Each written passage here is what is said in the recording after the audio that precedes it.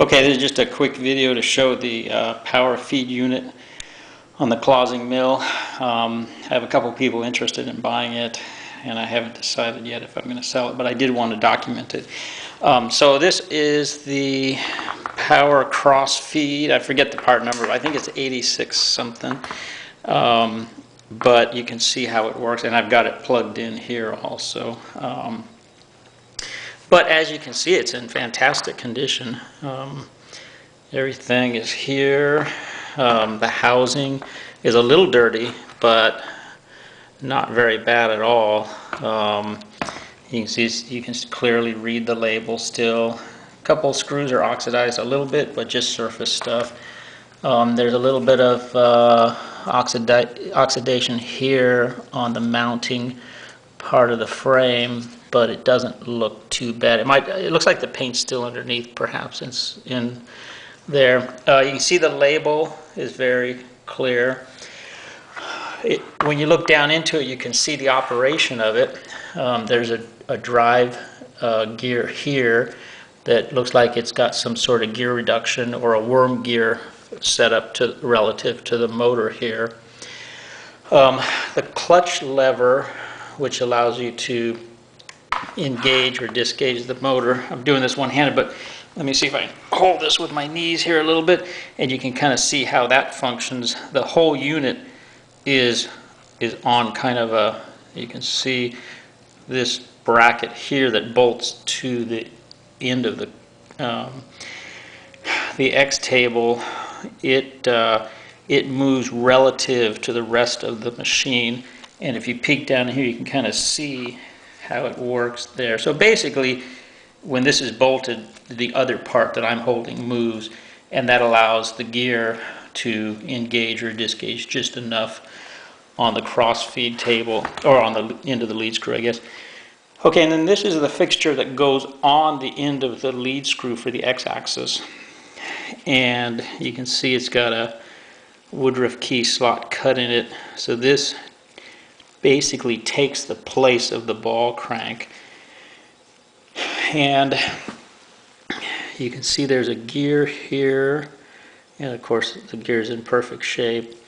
And then there's a collar which has a little brass, it has an Allen set screw, and then there's a little brass piece that touches against the threads, which allows the motor to transmit its power to the lead screw. And that may also function as some sort of weak link sort of safety device, so that if something halts the movement of the table, this would be the area where it would give way. In other words, that little brass piece in there against the threads would just be cut, and so you don't burn up your motor or run into some kind of major malfunction.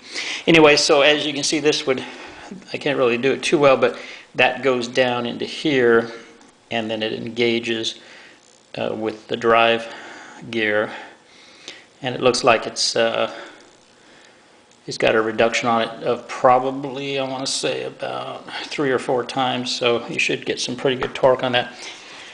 Anyways, let me turn it on.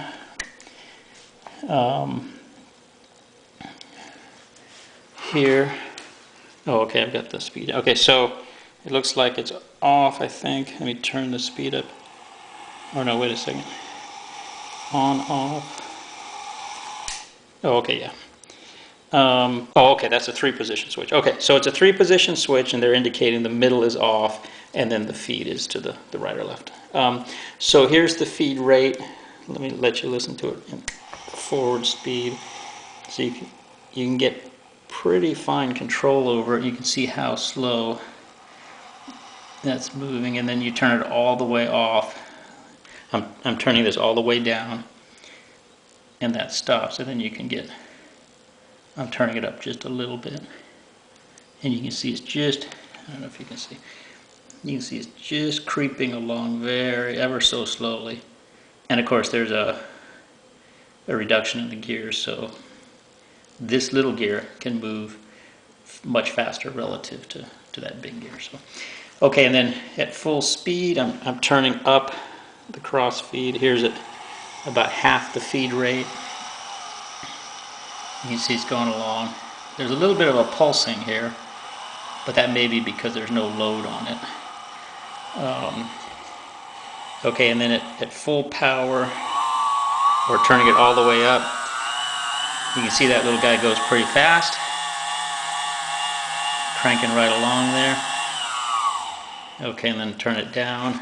And I don't know if it has a variac inside there or what the story is, but okay, and then you turn it the other way, and of course, we've got the gear moving in the other direction, and you can see it functions fine there too.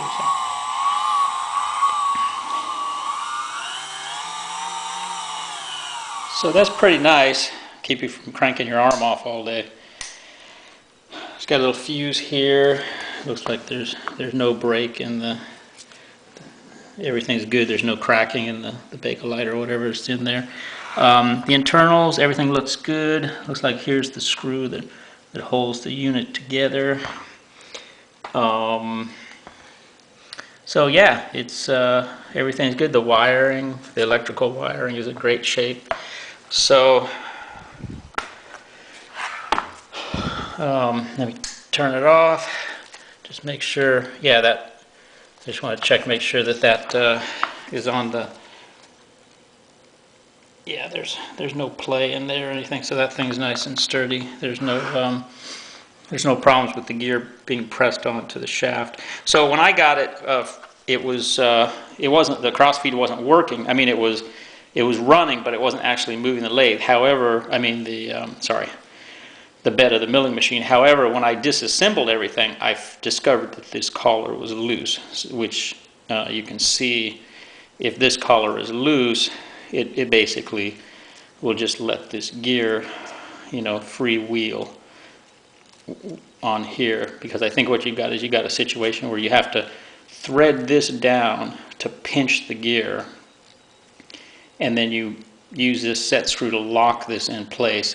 And so what had happened was this collar here had come loose like this, and so when the gentleman who had the mill originally tried to use the cross feed, it just sat there and spun this this gear on the shaft and did not transmit any power to the lead screw itself. So fairly minor adjustments there, and like I say, everything's 100% on this. Not sure if I'm going to sell. I may put the machine back together first and clean this up. If I do sell it, like I said, I have a couple of people contacting me already on it. If I do sell it, I'll probably just list it on eBay. If I do that, I'll probably use this video as a demonstration of the state of the unit. However, I may clean it up. If I clean it up,